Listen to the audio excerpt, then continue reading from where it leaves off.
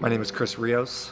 I'm from Sacramento, California, and I fight and train in Reno, Nevada. I represent the Tonkin fight team, freestyle martial arts, and guerrilla jiu-jitsu. I posted a Facebook post about 2 years ago saying that I wanted to take a MMA fight, but I didn't know where to start. And Memo Vasquez had reached out to me and said that I should take a PKB tournament fight, so a point kickboxing competition that's semi-contact. And I did that. I was pretty successful at it, and then started training from there for an MMA fight with Matt Tonkin and the Tonkin team. Before I started fighting, I was pretty selective with the gyms that I trained at. I only trained at my home gyms. And then when I started fighting, I started branching out to a bunch of different fighting gyms and other gyms to really help me prepare and get my mind right. His sparring is second to none. His ability to attack from all ranges and all speeds, whether it's in close in the clinch or outside, it's almost unstoppable.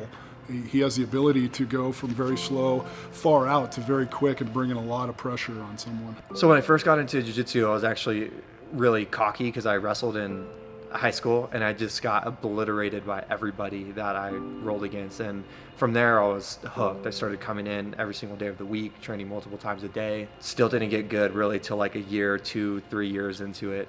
But I would say now my jiu-jitsu has grown to really a basic level where I know a good amount of fundamentals. I can get back to my feet if I want to, and I can protect myself and stay safe on the ground. I started striking in high school when I was a junior. So I started with boxing, and then I transitioned over to more of a traditional side of striking in college as a sophomore. Started with Taekwondo, I branched out into Muay Thai. I received my first and second degree black belt through freestyle martial arts. I really fell in love with striking when I started training at freestyle martial arts. After my first degree test, I studied Muay Thai in Thailand for a month, and it completely changed my life. I realized it's something that I want to really commit my whole heart and being to. When Chris came in, you could tell that he was already incredibly coachable, and he just took up information. You told him something and he performed it. He's kind of like one of those rare mixes of athletes where he's not only, when he shows up, he's physically there, but also emotionally there, and he's mentally there as well.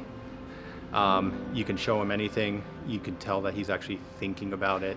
He thinks about how to work into his game, and you know that when he steps off the mat and he steps on it the next day, that he's going to be able to demonstrate that exact same thing because it's just stuck with him.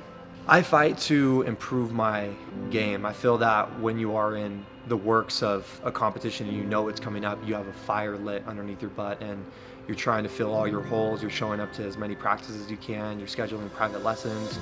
You're studying at home. And really, I feel that it elevates everybody when you progress your own game. Your coaches, your students, yourself, everybody thrives off of it, especially your teammates and the people that you train with. And I think at the end of the day, that's the point. It's to make everybody stronger because you are a part of that process. He's extremely disciplined, and he listens really well.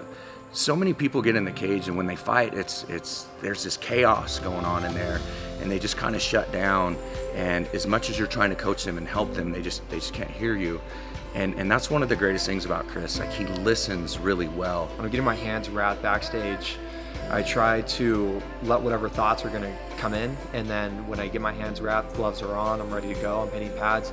Those more negative type thoughts that fighters feel, the anxiousness, the anxiety, it tends to drift away when you start moving. That's one of the keys that I found. And then from there, you're surrounded by everybody who supports you in terms of your coaches and your teammates, and really it's just about staying loose. When they call your name, that's when it kind of feels like a shotgun blast of energy. It's like, all right, this is real, we're actually doing this. So I'm making my walk back to the cage, and whether it's your opponent that gets called first or yourself, you're just preparing yourself. And I try to take some slow, deep breaths. It sounds very cliche, but I just try to focus on my breathing as much as I can. Usually my coach, Matt Tonkin, is there to make me laugh, and he cracks a joke out of nowhere. And it kind of takes my mind state from being super serious and tense to kind of like lighthearted and funny almost. So I take all of these emotions in with me as I'm walking to the cage, and I say a quick little chant in my head, and I say, protect myself, protect my opponent, and I just take a deep breath and I walk in there. I do a quick lap around the ring. I usually high-five my opponent, and then that's when everything gets started. I think some problems that I bring up for my future opponents is my stand-up game. I feel that it's very strong in all elements. In terms of blending Taekwondo to Muay Thai, it's very difficult. Then when we do take it to the ground, all of my finishes have been stoppages on the ground, first round. And I feel that if I am getting beat on the ground, I could easily get myself back up to a standing position and really take it wherever I want. I've always wanted to dedicate myself to one thing, and these passing years, I think that I found that, and that one thing is martial arts for me in all aspects of fighting. My next match is February 22nd for King of the Cage at the Silver Legacy. So support me by buying tickets directly from me. Thank you.